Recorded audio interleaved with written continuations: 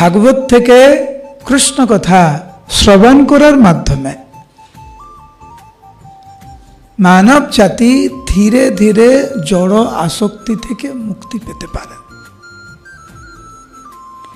আমরা কৃষ্ণের চরণ কমলে ততটুকুই আসক্তি যতটুকু আমরা জড়জাগতিক বিষয়গুলি থেকে অনাসক্ত। অপরদিকে যতটুকু আমরা জড়জগতের প্রতি আমরা আসক্তি, ততটুকু কিন্তু আমরা ভগবানের চরণ কমল থেকে দূরে আছি।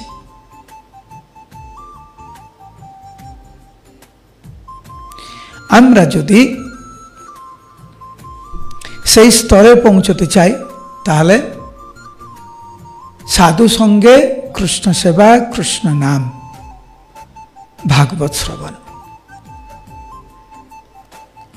গৃহস্থ ভক্তদের জন্য যে উপায় নারদ মুনি বর্ণনা করছেন সেটা শুধু গৃহস্থদের জন্য না, কিন্তু প্রত্যেকটি বর্ণ এবং প্রত্যেকটি আশ্রমের জন্য।